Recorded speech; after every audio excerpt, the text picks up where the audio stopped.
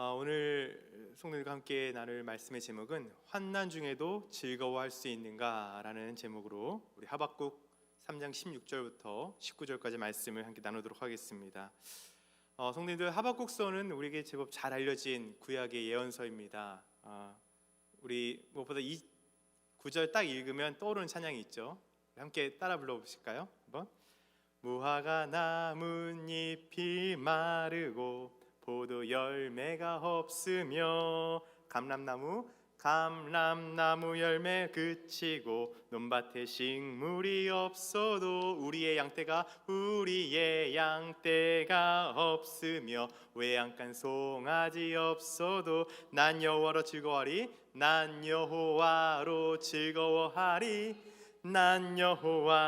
즐거워하리 난 구원의 하나님을 인해 기뻐하리라. 네, 신나는 멜로디에 또 아름다운 이 찬양의 그 가사 또 고백이죠.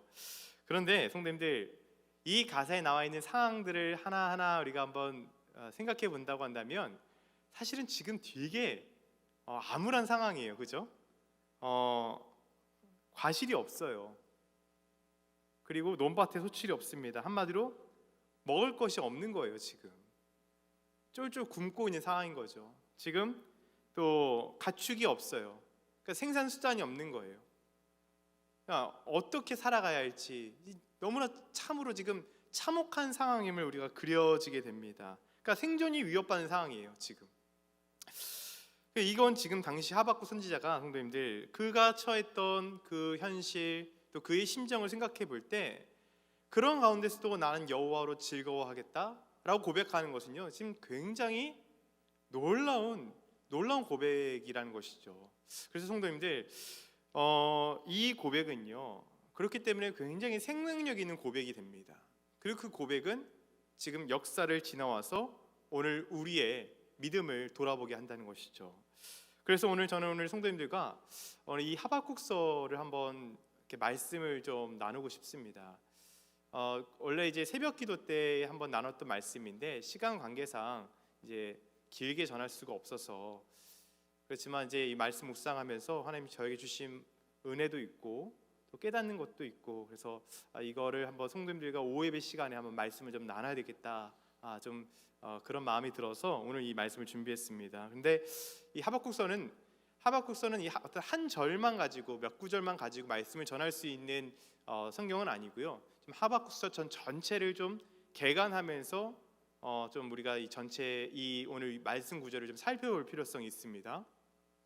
먼저 우리가 좀 하박국서를 통해서 우리가 이 기록되어 있는 이 선지자 하박국이 누구인가를 좀 먼저 알 필요가 있을 것 같습니다.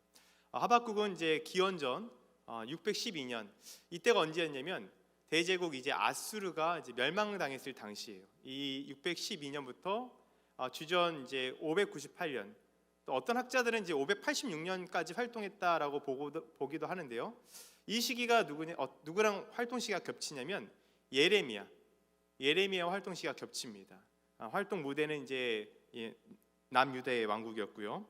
이 시기에 활동했던 예언가였습니다. 근데 이 시기에 남유다 주변의 국제 정세가 굉장히 어려운 어떤 크게 소용돌이 치고 있었던 상황이었습니다.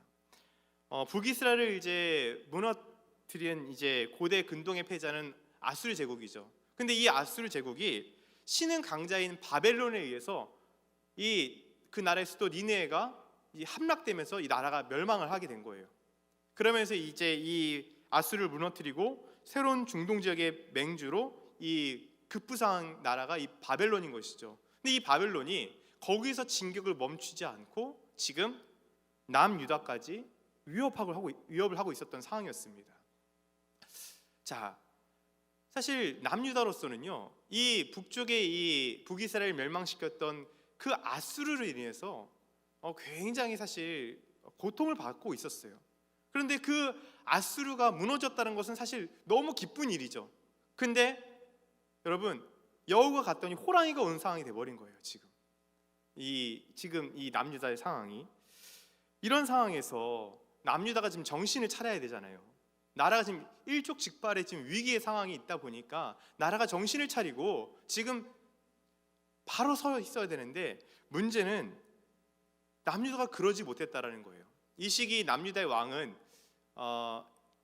여호야김, 그러니까 엘리야김에서 이제 이름 바뀐 여호야김으로, 그는 당시 굉장한 난폭한 어떤 독재자, 폭군이었습니다.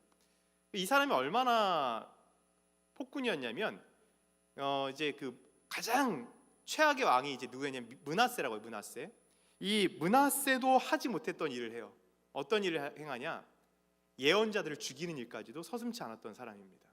그러니까 이 왕이 그런 상황에 있는 거예요.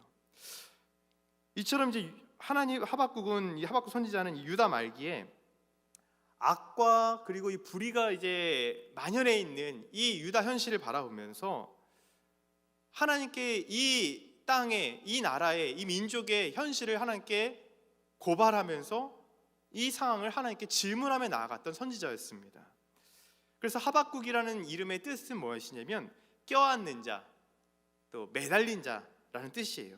그러니까 이 불의한 현실 속에서 그는 그 하나님이 주시는 응답, 그 하나님 말씀을 온 힘을 다해서 붙잡고 매달렸던 인물이었다라는 것을 우리가 알 수 있게 됩니다. 그래서요, 성도님들, 우리 하박국 한번 저랑 같이 말씀을, 성경을 피면서 한번 같이 가실게요. 우리 하박국 1장 우리 2절부터 보면, 2절부터 4절까지 말씀을 보면, 하박국 선지자는요, 지금 하나님께, 아니 대체 하나님, 이 나라 백성, 이 하나님의 백성 왜 대체 이 모양입니까? 하나님, 내가 그토록 이 나라의 회복, 이 민족의 회복을 위하여 기도했음에도 불구하고 왜 하나님은 여전히 침묵하십니까? 라고 지금 하나님께 질문하면서 나아갑니다. 이게 하박국이 가졌던 첫 번째 질문이었어요. 그러니까 하박국이 가진 답답함은 이것입니다. 오랜 시간 동안 자신의 이 민족, 남유다 민족, 하나님의 백성이 정말 온전히 회복되어져서, 그래서 정말 살아가야 할진데 그것을 위해 기도해 왔는데, 지금 자기 눈에 보이는 현실은 그렇지 않은 거예요.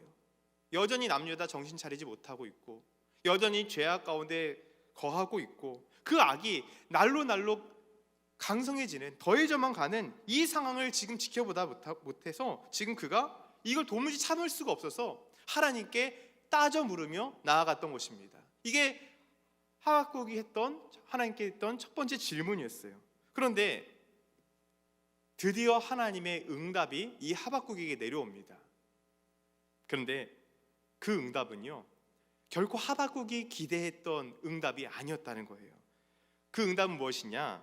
하나님이요, 사납고 성급한 그런 백성, 즉 자기의 소유가 아닌 어떤 거처들을 점령하는 갈대아 사람들을 일으켜서 남유다를 치시겠다라는 거예요. 6절 말씀해 보니까, 보라, 내가 사납고 성급한 백성, 곧 땅이 넓은 곳으로 다니며 자기의 소유가 아닌 거처들을 점령하는 갈대아 사람을 일으켰나니. 또 11절 말씀해 보니까, 그들은 자기들의 힘을 자기들의 신으로 삼는 자들이다 말하고 있어요. 그러니까 즉 바벨론을 말하는 거예요. 하나님이, 그러니까 오랜 기간 기도했던 그 남유다의 회복을 위해 기도했던 하박국에 주신 하나님의 응답이 뭐예요? 내가 바벨론을 심판의 도구 삼아서 남유다 징계할 거야, 이렇게 말씀하시는 거예요. 여러분, 이게요, 지금 하박국 입장에서는요, 너무 기가 찰 노릇입니다. 아니 하나님, 어떻게 이게 말이 되는 응답입니까? 아니 우리 남유다가 그래 악했다 쳐요, 하나님의 뜻대로 살지 못했다고 쳐요. 그래도 그렇지 우리보다 더 악한, 어떻게 저 바벨론을 통해서 우리나라를 심판하실 수 있습니까? 이건 아니지 않습니까? 이렇게 얘기를 하는 거죠. 이게 지금 하박국의 두 번째 질문이에요. 두 번째 질문. 어떻게 악한 죄를 들어서 남유다를 심판하실 수 있느냐? 어떻게 악인이 자기보다 의로운 사람을 삼키는 것을 공의로우신 하나님이 그저 지켜만 보실 수 있느냐라고 지금 반문하며 따져 묻는 것이에요. 그러면서 여러분 성경에 보세요. 2장에서 보면 2장 1절에 보니까, 내가 파수하는 곳에서 서며 성례 서리라. 그가 내게 어떻게 응답하실지를 내가 기다리겠노라.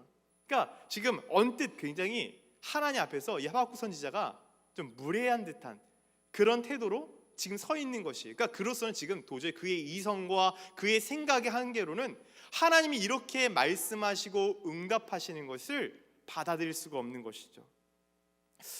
사실 우리가 오늘 이 하박국 선지자의 태도에서 우리가 좀 분명 배울 점이 있습니다. 뭐냐면 첫 번째는 그의 신앙에서 배울 점은 뭐냐면 그의 신앙은 먼저는 현실과 세상의 문제를 도외시한 채 살아가지 않았다라는 거예요.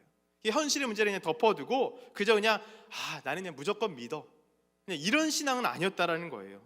오히려 이 현실의 문제를 하나님께 들고 가서 하나님이 정의로우실진데, 하나님이 살아계실진데 어떻게 이런 일들이 일어날 수 있습니까? 하나님께 질문하는 신앙이었다라는 것이죠. 성도님들, 오히려 우리가요 부조리한 세상의 모습들과 또 이 현실에 대해서 진솔하게 하나님 앞에 질문하며 나아가는 것, 여러분 그것이요 우리 신앙에 있어서 우리의 신앙을 성장시키고 성숙할 수 있는 더 유익이 될 수 있다는 것, 그것을 이 하박국 선지자는 우리에게 말씀해 보여주고 있어요. 그런데 또한 동시에 그의 신앙에는 분명한 한계점이 있습니다. 어떤 한계점이냐? 그러니까 사실 하박국 선지자만 갖고 있는 한계점은 아니고 모든 인간이 가진 한계예요. 그러니까 사람들은 크게 착각을 하죠. 어떤 착각이냐? 나는 의로워, 우리는 의로워, 저 사람들보다, 저들보다 나는 좀 괜찮은 사람이야 라고 여기면서 하나님의 심판이 갑작스럽게 임할 때 그 대상에 내가 포함될 수 있음을 사람들은 종종 잊곤 한다는 것입니다. 그러니까 나는 구원받겠지, 나는 괜찮아, 나는 쟤들보다 더 나은 사람이야 라는 그런 인식이 많은 오늘날 모든 인간들이 갖고 있는 인식이기도 할 뿐만 아니라 지금 이 하박국 선지자가 갖고 있는 인식이었다라는 거예요. 그의 한계인 것이죠. 근데 사실 성도님이 생각해 보세요. 하나님 기준에서 볼 때 사실 도찐 개찐이에요. 남유다나 바벨론이나 똑같은 거예요. 하나님 입장에서는. 물론 남유다가 하나님과 언약된 백성이라는 사실은 있지만, 그러나 하나님의 기준에서 보면 둘 다 미달된 나라들이란 사실이죠. 여러분, 그래서요 하나님은요 이렇게 질문해 오는 이 하박국 선지자의 이 질문 앞에 또 하나님이 응답하십니다. 그런데 하나님이 어떤 그의 이 무례한 태도를 지적하시는 게 아니라 오히려 그에게 놀라운 어떤 은혜를 주세요. 그러니까 어떤 은혜냐? 하나님이 어떤 이 세계 만국을 다스리시면서 하나님이 행하실 일들을 그 영광 중에 보여주신 거예요. 그러니까 전적인 어떤 하나님의 자비가 이 하박국 선지자에게 임한 것이죠. 그 내용이 바로 2장의 내용입니다. 2장에서 하나님은요 이 하박국에게 뭐라고 말씀하시냐면, 하나님이 지금 남유다가 이 죄악이 관영해 있기 때문에 하나님이 이 바벨론이라는 나라를 하나님의 이 심판의 도구 삼아서 남유다를 치지만, 그러나 또한 이 바벨론도 너무나 교만한 민족이기 때문에 내가 그들을 또한 칠 것이다, 그들을 심판할 것이다, 그들 역시도 심판받을 것이다 라고 하나님 말씀을 하신 거예요. 그러면서 하박국 2장 3절에 이 묵시는 정한 때가 있나니 그 종말이 속히 이르겠고 결코 거짓되지 아니하리라. 비록 더딜지라도 기다리라. 지체되지 않고 반드시 응하리라 라고 하나님 말씀을 하시는 겁니다. 그러니까 지금 하나님이 지금 정한 때에 그 모든 일들은 다 일어날 거야. 지체되지 않을 거니까 좀 늦어지는 것 같아도 인내하고 그리고 믿음으로 살아가라고 지금 하나님이 하박국, 또 어쩌면 이 성경을 읽게 될 그 유다 백성들에게 하나님 말씀하시는 것입니다. 그러니까 의인은요 이 세상에 되어지는 일들 속에서, 이 불의 속에서 이루어지는 그런 현실을 보고 여러분 결코 낙심하거나 타협해서는 안 된다는 것입니다. 특히 그래서 2장 4절 말씀이 너무나 중요한 말씀이, 사실 하박국, 우리가 사실 우리 3장 우리 17절 18절 말씀이 유명한 말씀이긴 하지만 사실 오히려 성경 전체에서 가장 유명한 말씀, 가장 중요한 말씀이라고 치면 바로 이 하박국 2장 4절 말씀입니다. 우리 이 말씀을 함께 읽도록 하겠습니다. 시작. 보라, 그의 마음은 교만하며 그 속에서 정직하지 못하나 의인은 그의 믿음으로 말미암아 살리라. 여러분, 이 말씀이 왜 중요하냐면요, 그러니까 의인은요 이제 그 일들이 이루어질 것을 신뢰하며 흔들리지 말고 믿음으로 살라고 하는 이 말씀이에요. 근데 이 말씀이 왜 중요하냐면 이게 교회사에서 종교개혁의 이 도화선 역할을 했던 로마서 1장 17절 말씀에 인용된 말씀이에요. 그래서 더 유명한 말씀입니다. 로마서 1장 17절, 복음에는 하나님의 의가 나타내서 믿음으로 믿음에 이르게 하나니 기록된 바 오직 의인은 믿음으로 말미암아 살리라 함과 같으니라. 그러니까 의인은 이 불의한 현실, 언뜻 이해되지 않는 현실이라 할지라도 참고 인내하며 믿음으로 살아야 한다고 하나님이 말씀해 주신 거예요. 여러분, 이런 하나님의 이 질문과 응답 속에서 이 3장을 보면요, 이 하박국의 태도가 변화를 받습니다. 변화하게 되는 것이죠. 이제 그가 자신의 그 좁은 시야, 자신의 그 좁은 생각의 틀로 바라보던 것이 아니라 그의 시선이 이제 하나님의 시선과 같아지기 시작해요. 일치하기 시작합니다. 눈앞에 그 현실만을 보고 분노하고 슬퍼했던 하박국은 이제 하나님을 신뢰하는 사람, 놀라운 찬양과 그리고 감격으로 기도하기 시작을 합니다. 그러니까 하박국의 시선은 이제 어떻게 되는 거냐, 온 천하를 다스리시는 그 하나님을 바라보게 된 거예요. 그 역사의 그 종국의 모든 하나님의 당신의 그 영광으로 채우실 그 하나님의 전적인 위엄과 그 하나님의 신실하심으로 그의 시선이 옮겨지게 된 것입니다. 그러면서 그가 하나님께 간절히 간구하며 나가요. 성도님들, 여러분, 그래서요 진짜 우리가 하나님의 뜻을 발견하게 되면 어떤 일이 일어나느냐, 찬양과 감사가 나오게 되고요, 또 영혼들을 위해서 기도하게 되더라고요. 지금 3장 말씀이 바로 그 하박국의 기도가 기록이 되어 있습니다. 특히 우리가 여기서 주목해야 할 말씀 구절이 뭐냐면 하박국서 3장 2절 말씀입니다. 말씀 띄워주시면 제가 말씀 읽겠습니다.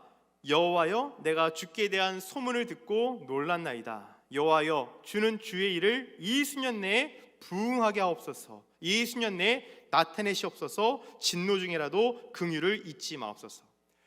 여기서 소문을 듣고 놀랐다라고 하는 이 말씀 구절은요, 많은 학자들이 동의하는 바입니다. 그러니까 좀 번역적으로 조금 아쉬운 번역이다라고들 얘기해요. 이 소문이란 단어는 히브리어로 쉬무아카인데 당신으로부터 들은 것, 그걸 말하고 있어요. 그러니까 하나님의 행하신 일, 당신으로부터 들은 내용, 그 하나님의 어떤 앞서서의 계시와 하나님 행하신 일들을 지금 그가 들었다라는 거예요. 그리고 놀란나이다는 야레인데 사실 정확한 표현은 두려워하다, 경외하다는 뜻이에요. 그러니까 풀으면 무슨 뜻이에요? 하나님이 보여주신 지금 이 계시로 말미암아, 또 하나님 행하신 일들로 말미암아 내가 진정으로 하나님이 어떤 분이신지를 깨닫고 하나님을 진정으로 경외하게 되었습니다. 하나님의 그 세상을 운행하시는 그 하나님의 얼마나 위대한 분이신가를 내가 비로소 깨닫고 나타나는 반응을 지금 하박국이 고백하고 있는 거예요. 그러면서 그가 고백하기를 주여, 주의 일을 이 수년 내에 부응하게 하옵소서라고 여러분 간구합니다. 부응, 여러분 부응이라는 단어 많이 들어보셨죠? 그죠? 우리 가장 흔하게 쓰는 단어입니다. 여러분 성경에서 유일하게 쓰인 단어이기도 해요, 이 부응이란 단어. 그런데요, 우리는 흔히 그러면 부응하면 뭔가 커지는 것, 뭔가 잘 되는 것, 뭔가 성장하는 것, 뭐 이런 걸 생각을 하잖아요. 그런데 지금 사실 하박국이 말하는 부응이라는 것은요, 그런 뜻이 아니었어요. 무엇이에요? 하나님이 계획하신 일, 곧 남유다를 심판하시고 또 바벨론을 심판하시는 일을, 멸망시키는 일을 행하시옵소서. 그 뜻이에요. 성도님들, 우리가 말하는 그 부흥이 아니라는 거예요. 성장이 아니라는 거예요. 철저한 심판인 거예요. 철저한 멸망을 가져와 달라고 하는 거예요. 그 일을 수년 내에 일으켜 달라고 지금 하나님께 간구하고 있는 겁니다. 그러니까 하박국에게 있어서 진정한 부흥은요, 남유다의 어떤 강성함, 번영이 아니었습니다. 도리어 이 심판을 통해서 남유다가 다시금 하나님과의 그 관계가 회복되어지는 것, 그게 진짜 부흥이다. 그거를 지금 하박국 선지자가 말하고 있는 것입니다. 그러니까 뒷절에서 진노 중에라도 긍휼을 잊지 마옵소서라고 고백을 한 것이죠. 그러니까 이는 남유다가 그 하나님이 심판으로 말미암아 멸망을 당한다 할지라도 하나님께서 그들을 완전히 진멸시키셔서 이 지구상에 아예 없어지는 민족이 되는 것이 아니라 그들 중에 남은 자들을 허락하여 주셔서 장차 하나님의 때에 그들이 다시금 회복되어지고 그들이 다시 하나님 나라의 백성으로서 정체성이 회복되어져서 다시 하나님과의 관계가 올바르게 세워질 수 있게 해달라라고 지금 그가 간절하게 하나님께 간청하는 것입니다. 성도님들, 그렇습니다. 이제 하나님의 심판은 그 남유다의 멸망은 여러분 확정되었습니다. 이제 이 심판은 피할 수가 없어요. 남유다의 죄악이 가득 찼고 그 하나님의 심판의 도구인 바벨론이 그들의 지척까지 지금 온 상황입니다.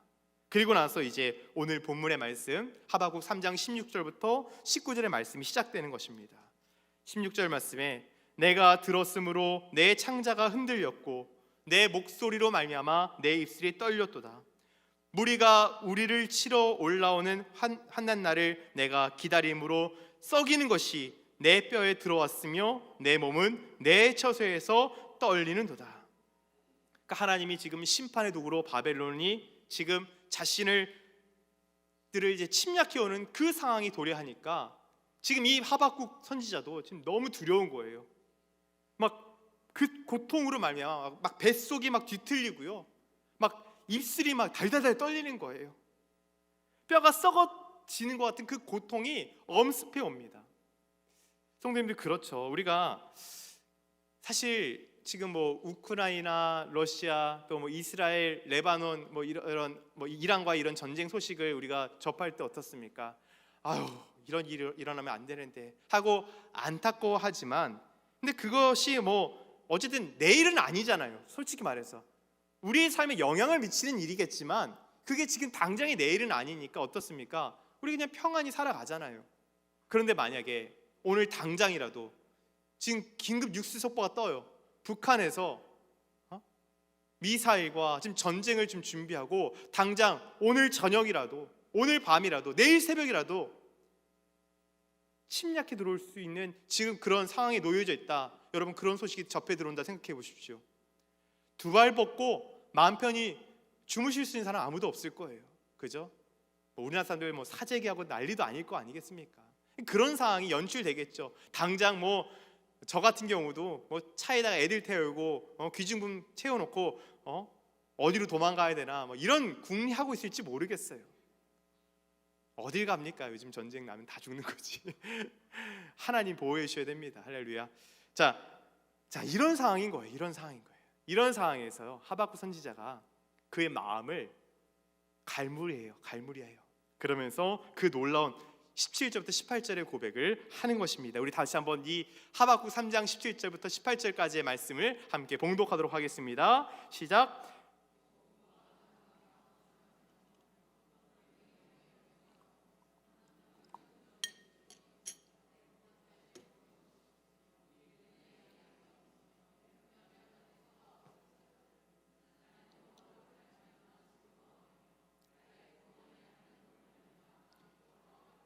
아멘. 저 화면을 보시면 성도님들, 없으면, 물론 이제 무성하지 못하면으로 되어 있지만 저것도 없으면입니다. 없다가 총 6번 반복됩니다. 그러니까 지금 전쟁이 일어나게 됐을 때 전 국토가 말 그대로 초토화되는, 그러니까 우리나라로 치면 6.25 전쟁 이후에 완전히 전 국토가 황폐해진 그 상황을 지금 그리고 있는 거예요. 그날에 그 전쟁으로 인해서 무화과 나무, 포도나무, 감람나무에 소출이 없다. 그리고 양과 소가 기근과 약탈로 인해서 이제 찾아볼 수도 없는 그런 상황을 지금 맞이하게 된다라는 것이에요. 이런 상황의 현실일진데 이게 앞으로 남유다에게 일어날 현실일진데 지금 오히려 하박국 선지자가 뭐라고 고백합니까? 자신은 즐거워하고 기뻐하겠노라 라고 지금 다짐을 합니다. 심판으로 인해 찾아올 그 기근과 환난 속에 정말 어떤 기뻐할 일이라고는 아무것도 없는 상황이 될진데, 그럼에도 불구하고 그가 기뻐할 수 있는 그 근거가 무엇입니까? 하나님이 계시기에, 하나님이 우리와 함께하고 계시기에 나는 그 하나님으로 인하여 즐거워하고 기뻐하겠다라고 선포하고 온 것입니다. 여러분, 우리는 여기서 이 하박국 선지자의 놀라운 신앙을 보게 됩니다. 여러분, 이 고백이요, 성도님들 생각해 보세요. 지금 그가 그냥 어떤 현실 도피성, 나 몰라, 이런 거 다 몰라, 그냥 덮어놓고 그냥 믿을래, 덮어놓고 그냥 나 그냥 살아갈래, 이런 태도가 아닙니다. 앞서서 하박국 선지자가 하나님과 치열하게 논쟁했잖아요. 씨름을 한 거잖아요. 그의 태도로 보았을 때 그 정도의 믿음, 그런 어떤 단순한 믿음이 아닌 것이에요. 이것은요, 지금 연단의 과정을 통해서 하나님이 이루실 일들, 하나님의 시선과 일치된 사람으로서 하나님이 이제 종국의 종말에 하나님이 이루실 그 완성된 그 하나님의 나라를 바라보면서, 그래, 하나님만이 유일한 소망이시지, 하나님은 이 모든 일을 다 행하실 수 있어, 그것을 아는 사람만이 할 수 있는 진정한 신앙의 고백이라는 것입니다. 비록 그 내 현실이 어렵고 힘들다 할지라도, 내 생존이 위협받는 현실이라 할지라도 그는 하나님을 알고 하나님을 믿었기에 이런 고백을 할 수 있었던 것입니다.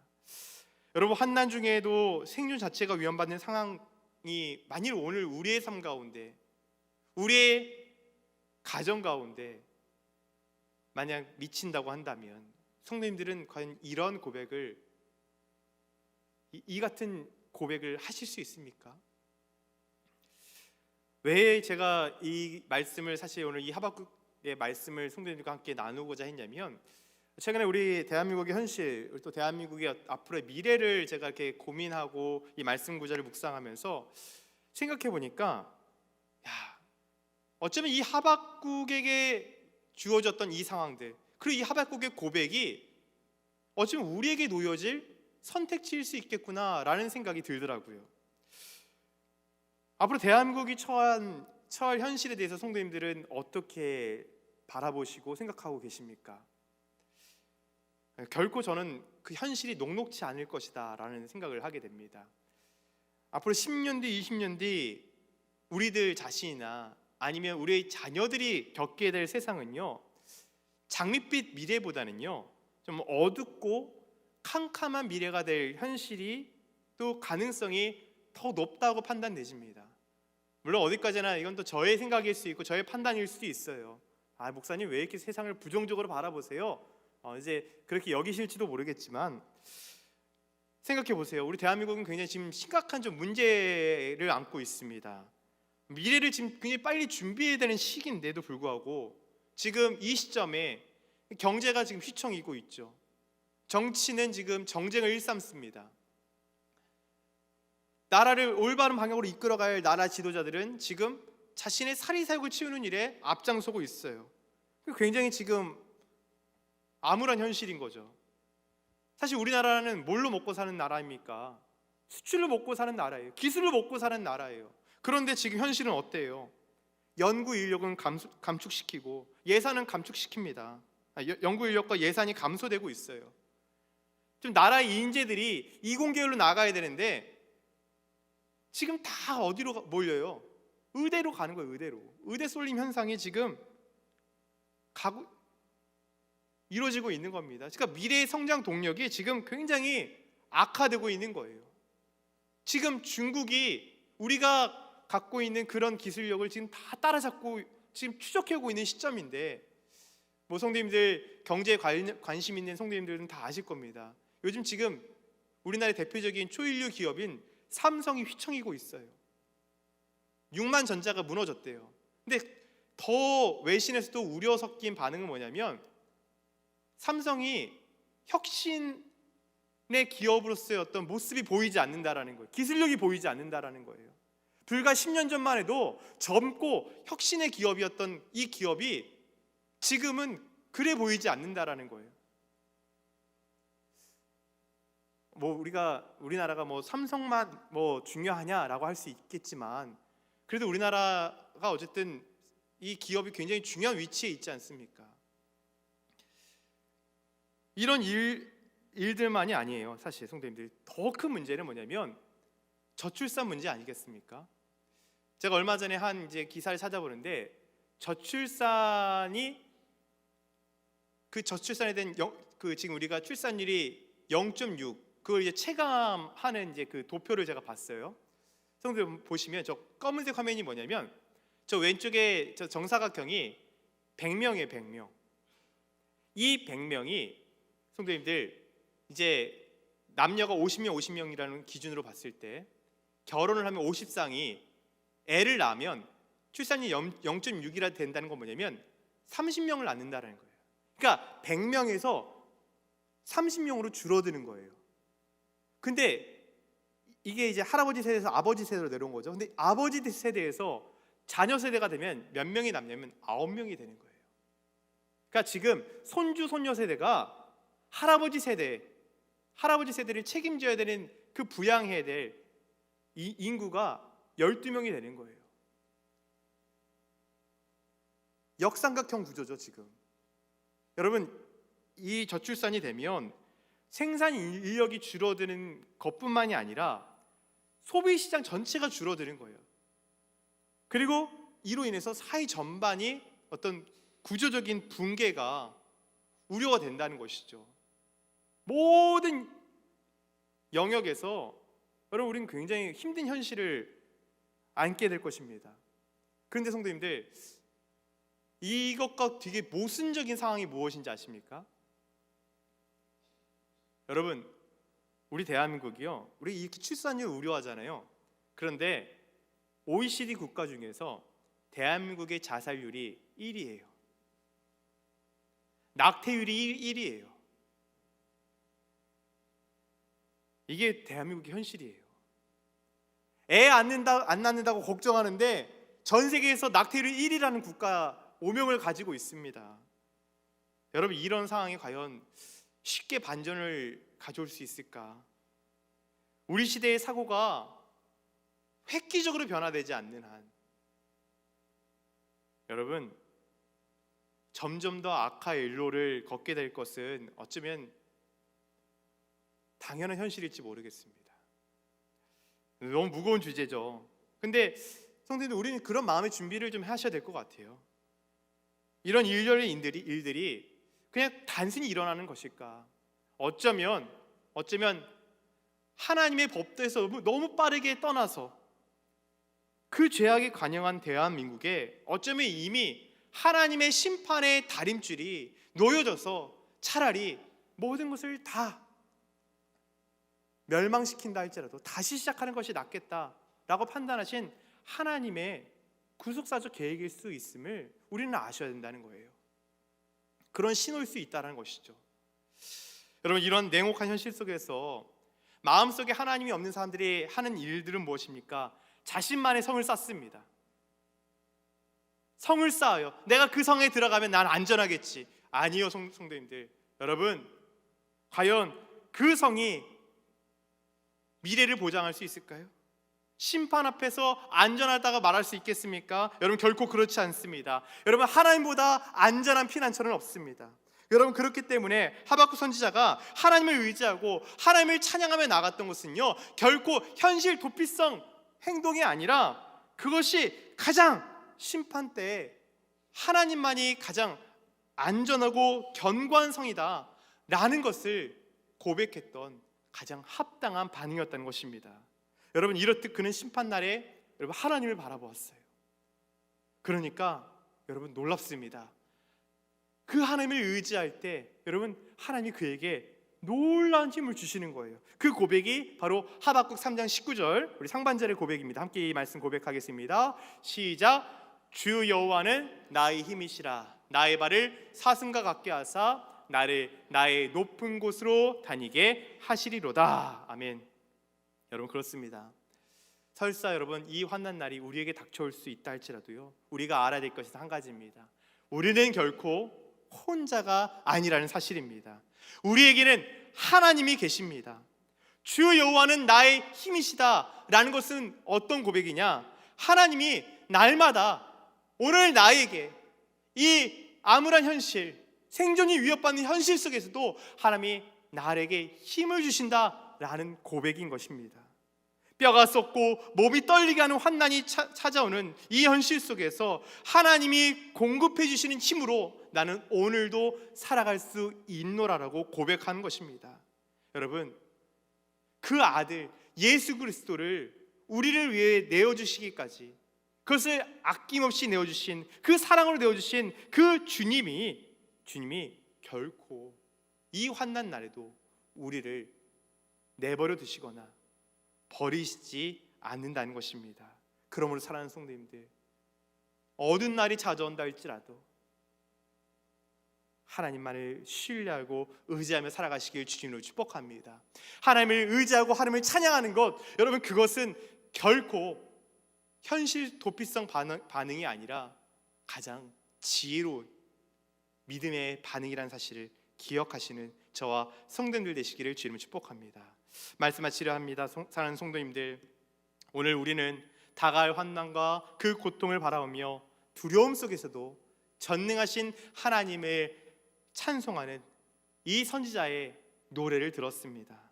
만일 하박국이 처음과 같이 눈앞에 있는 현실 속에 머물러 있었다고 한다면 계속해서 불평하며 두려움에 머물러서 낙심에 빠져 있었을 것입니다. 그러나 그는 하나님을 만났고 하나님을 의지했고 하나님을 신뢰했습니다. 그러기에 그는 새 힘을 얻고 그는 그 어떤 환난의 현실이 찾아온다 할지라도 기뻐하리로다라고 하며 결단하며 나아갔습니다. 그리고 주님께 큰 힘을 얻었던 것이죠. 어쩌면 오늘 우리에게도 이런 암울한 미래가 찾아올지 모릅니다. 아니, 이미 그런 현실을 성도님들도 살아가고 계실지 모르겠습니다. 그러나 나의 시선이 아니라 구원을 이루어 가시는 그 하나님의 시선과 일치하며 나아갈 때, 그리고 그 시선으로 우리가 이 나라와 이 전 세계에 이루어지는 일들을 바라보시기 바랍니다. 그 과정이 하나님이 우리를 새롭게 하시고 정화시키고 연단하시는 시간임을 우리가 진정으로 깨닫는다고 한다면 우리도 그 상황은 힘들지라도 순복하며 나가야 될 것입니다. 도리어 우리는 하나님이 행하실 일들로 인하여 하나님을 찬양하게 될 것입니다. 우리와 함께 하실 그 하나님이 공급하시는 힘으로 멀고 험하고 높은 산이라 할지라도 사슴과 같이 뛰어다닐 수 있는 그런 저와 성도님들 되실 수 있기를 주님의 이름으로 축복합니다. 아멘. 축복합니다. 함께 기도하겠습니다.